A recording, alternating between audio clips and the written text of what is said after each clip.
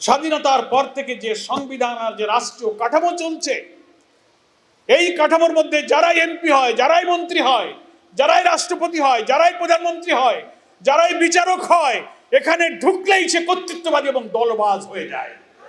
সেই জন্য ফ্যাসিবাদ বিরোধী আন্দোলনের মাঝপথে যারা আমরা ছিলাম, আমরা ঐক্যমত্য কমিশনে চিফ অ্যাডভাইজারের সাথে আলোচনা করে এই কমিশনে একমত হলাম যে আসেন আমাদের এই রাষ্ট্র কাঠামোকে আমরা বদলিয়ে ফেলি। এরপরে যারাই নির্বাচিত হয়ে আসবেন তারা যেন আর দলবাজ না হতে পারে, দুর্নীতিবাজ না হতে পারে। রাষ্ট্রপতি প্রধানমন্ত্রীর অসীম ক্ষমতার লাগাম টানতে হবে। ক্ষমতার ভারসাম্য রক্ষা করতে গিয়ে আমরা অনেক সংস্কার করলাম। 84টি সংস্কারের ব্যাপারে 33টি রাজনৈতিক দল 9 মাস ঐক্যমত কমিশনে বৈঠক করে আমরা সবাই একমত হয়ে গেলাম। নির্বাচিত হয়ে সরকার গঠন করে দুই দিকেই সংকট তৈরি করে দিলেন, একটা পার্লামেন্টে, একটা রাজনীতিতে, প্রশাসন। নতুন পার্লামেন্ট হলো, অধিবেশন শুরু হয়ে পারে নাই, মন্ত্রিসভা গঠন করার পরপরই সরকার এমন কিছু সিদ্ধান্ত নিয়ে যাত্রা শুরু করলেন। 24শে জুলাই আগস্টের উত্তাল গণ আন্দোলনে যে ফ্যাসিস্টকে আমরা বিদায় করেছিলাম, যেসব কারণে দলীয়করণ, দুর্নীতি, বৈষম্য, কর্তৃত্ববাদী শাসন, এই 1 মাস 1.5 মাস শেষ হয়ে পারে নাই, একের পর এক সরকারের পদক্ষেপগুলো আমাদেরকে সেই দলীয় কর্তৃত্ববাদী ফ্যাসিবাদী শাসনের দিকেই যে এই সরকার ধাবিত হচ্ছে সেটা পরিষ্কার করে দিচ্ছে। এসেই ওনারা সিটি কর্পোরেশনগুলোতে প্রশাসক নিয়োগ দিয়ে দিলেন, দেখলেন না?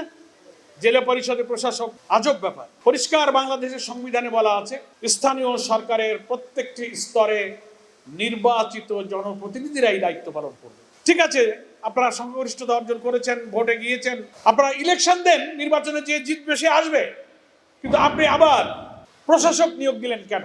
প্রশাসক তো ছিলই, নাকি বলেন? প্রশাসক ছিল, আপনি আবার কেন দিলেন? তার অর্থ হলো দলীয়করণের দিকে আপনি এগিয়ে গেলেন। যে দলীয়করণ, কর্তৃত্ববাদের বিরুদ্ধে আমরা আন্দোলন করেছি। আপনি বলেন সবার আগে বাংলাদেশ, সবাইকে নিয়ে চলবেন, এতগুলো দল পার্লামেন্টে আপনি তো পরামর্শ করলেন না।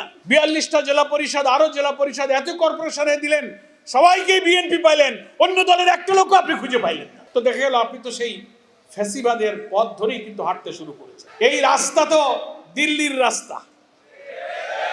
কোন রাস্তায় রওনা করেছে ওনারা? সংসদে এসে আবার এটা তো প্রশাসনিক রাজনৈতিক ক্ষমতার কর্তৃত্ব শুরু করলেন। ফ্যাসিবাদ বিরোধী আন্দোলন বিদ্যমান রাষ্ট্র অবস্থার সংস্কার করে একটা নতুন রাষ্ট্র কাঠামো এমনভাবে নির্মাণ করার জন্য জাতীয় ঐক্যমত্য কমিশন হলো, ন্যাশনাল কনসেনসাস কমিশন হলো।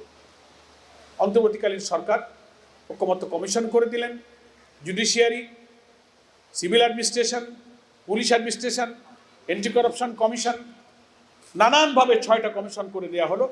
তার মধ্যে 47টি ছিল সাংবিধানিক সংস্কারের প্রশ্ন। সেখানে বিএনপি গুরুত্বপূর্ণ কয়েকটা জায়গায় নোট অফ ডিসেন্ট দিলেন, 8-10টা জায়গায়। ঠিক আছে, নোট অফ ডিসেন্ট একটা দল দিতে পারে। নোট অফ ডিসেন্ট তো আপনারা বোঝেন, জুলাই সনদ তৈরি হয়েছে, যেটাকে বলা হচ্ছে জুলাই চার্টার। 24-এর গণ আন্দোলনের সহস্রাধিক মানুষের জীবন, 30-40 হাজার মানুষের রক্ত, ক্ষত বিক্ষত দেহ, তাদের অশ্রু, তাদের কান্না এখনো থামেনি। এর বিনিময়ে আমরা যে জুলাই সনদ, এই সংস্কারের যে সমস্ত ঐতিহাসিক সিদ্ধান্ত নিয়েছিলাম, স্বাধীনতার পরে একটা অসাধারণ সিদ্ধান্ত নিয়েছিলাম।